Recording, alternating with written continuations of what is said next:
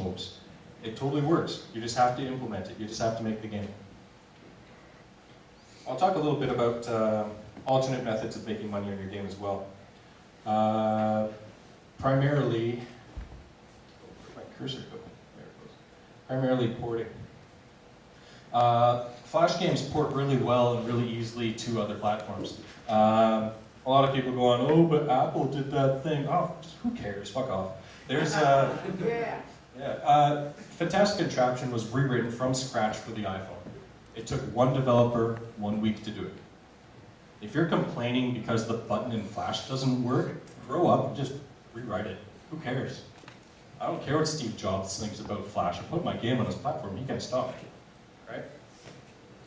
But I'll touch on each of the different portals. iPhone.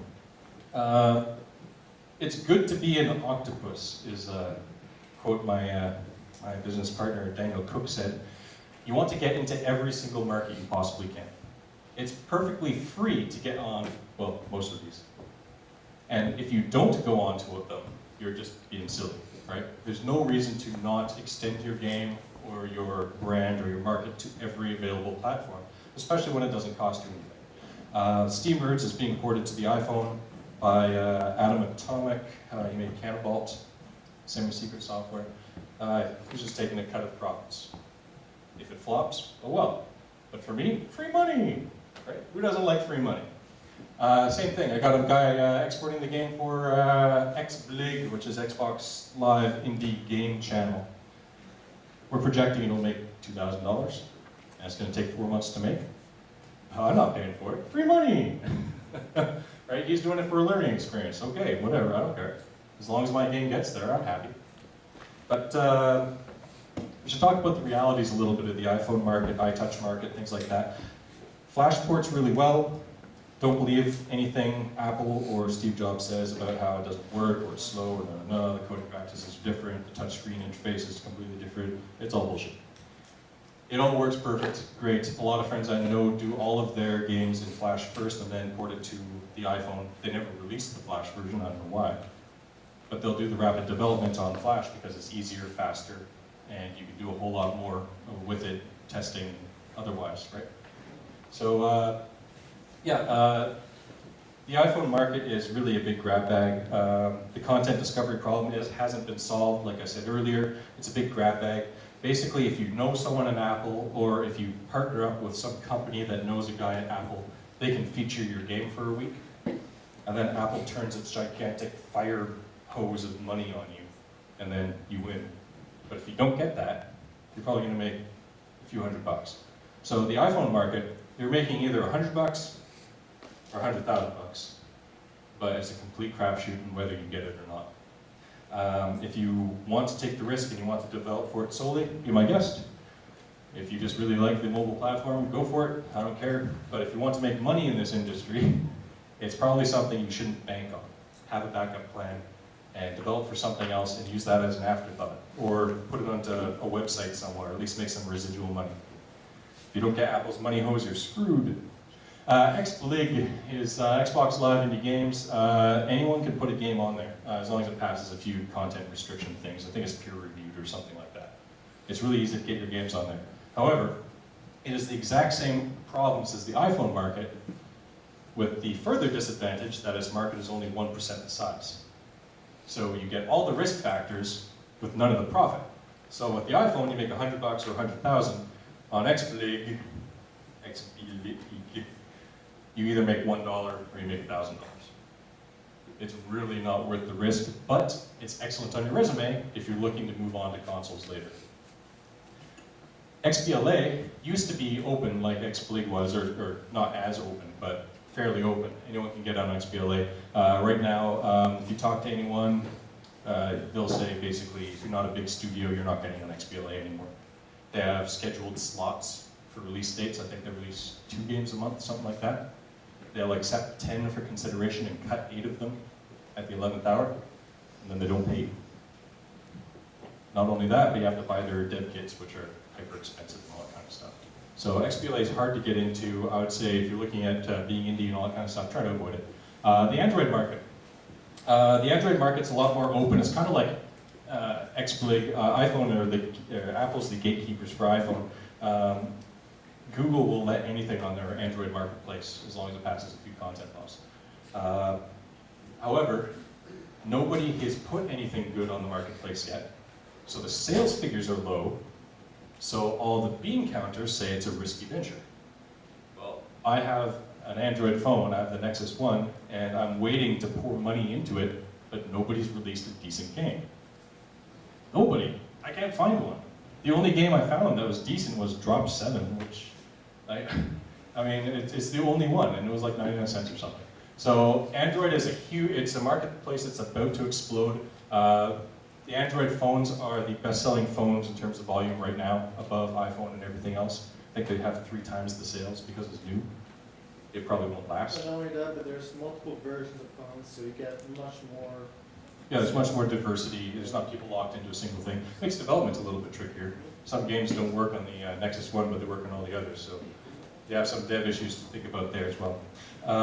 There's other mobile platforms though. If you know any Asian languages, you're gold, because Nokia is still the #1 cell phone worldwide, with a huge Asian market there that dwarfs anything iPhone related. iPhone is very much North American, and it's a very small part of the marketplace. If you're looking to make money, develop for something else. PSN is the PlayStation Network. They're kind of scrambling. The PlayStation Online Network for buying things is not doing as well as the Xbox One, but thankfully for us, that means they're desperate, so they'll let just about anything in now. So if you want to jump in on the PSN thing, you can go for it, but again, the marketplace is so tiny that you're probably not going to make a lot of money. But excellent line on the resume again. Might as well go for it, especially if you find a developer that'll do it for you for nothing. PS3, yeah, forget about it. Wii or DS, they're really tricky. There's one guy I know who had an excellent game, was all lined up. He was about to get it put out on WiiWare, or the Wii Store, and it was canceled at the last minute because he didn't have an office. Nintendo only works with professionals. If you work from home, they won't talk to you. So you can't even order a dev kit from them.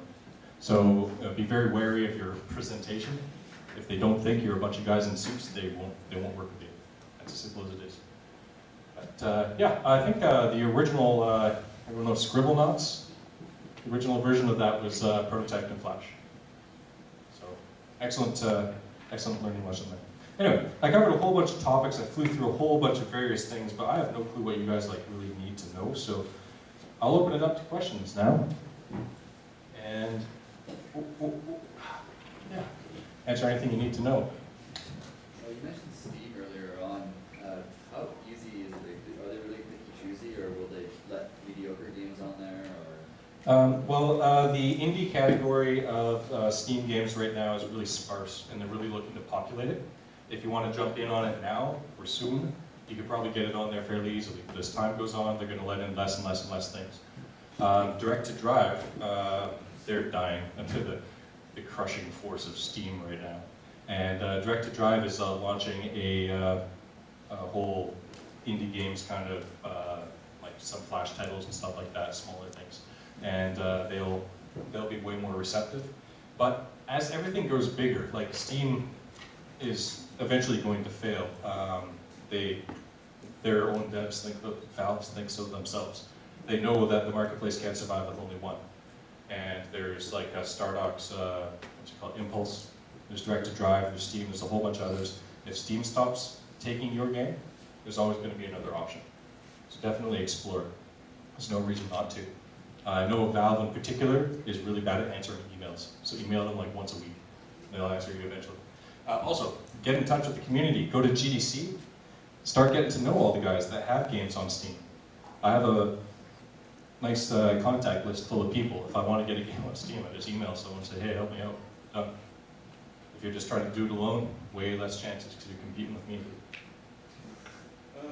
When you submitted the Steambirds to a Flash game license for auction, yep. What percentage complete would you say the game was? And what percentage of the uncompleteness, what would you categorize that as being? Okay, if anyone didn't hear, it's just asking how complete Steambirds was when it launched on Flash Game License.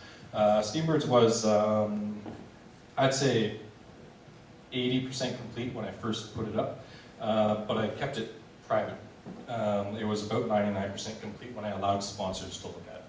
So it was very polished, very complete product. I even had a trailer done up, a really quick, rapid-fire 30-second trailer, just to really grab people's attention, not explain everything in long, boring detail. So trailer was fairly pivotal in it, actually, in the game sales. But yeah, it was pretty much 99% complete. After a sponsor took it, Armor Games took it, they asked for a few little changes. There's a bonus missions mode. That's a complete new addition just for them, and you can only play the bonus missions at armorgames.com. Even if you go to my website and play the game, you can't play the bonus missions. So it's exclusive for their site. They paid me like $4 grand extra just for doing that. Just add a few missions. Right? So it took probably 2-3 weeks of extra work after they bought it. Much final. The copy that you'll find on Congregate or Newgrounds or any other website is the final version that I uploaded, maybe with a few bug fixes here and there that came out over the course of the weeks. Question? What kind of system are you using to generate like the codes? And when someone pays the $10 for the content, they get the code and you know, are they all independent, like individual codes, and did you program it yourself? Yep. I used PayPal just because I probably use Social Gold right now because they charge the lowest fees and they allow you to incorporate payment directly into the game without having to go to an external website. So I'm a huge proponent of Social Gold. Everyone should use Social Gold. It's awesome. Socialgold.com. But at the time we used PayPal because they had a really nice API. Basically, as soon as a customer makes a purchase, it will ping your web server and it'll just pass along a bunch of like XML information. And then we just parse that, caught the payment, and then just toggled a bit in our local database for that customer. So it was a really simple, really easy process. It took literally a day to set up. If you need the source code for it, whatever, I'll email it to you.